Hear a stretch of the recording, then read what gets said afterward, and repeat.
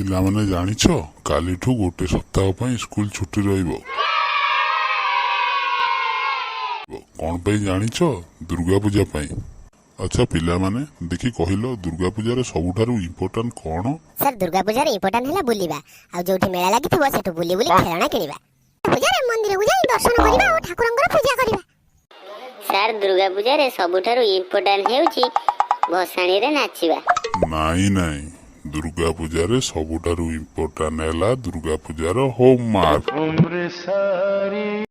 ଦେଖ ପିଲାମାନେ first math chapter 3 chapter 5 chapter 2 chapter 4 chapter 6 chapter 7 chapter 10 ଏତିକି ସବୁ ସଲ୍ଭ କରିକି ଆସିବ।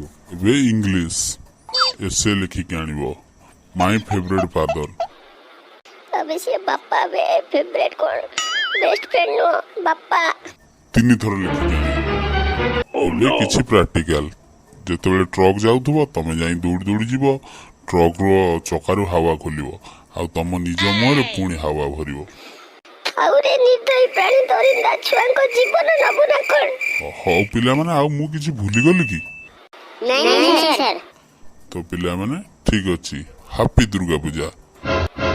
Thank you sir. 500 ଥର ଲେଖିକି ଆଣିବ।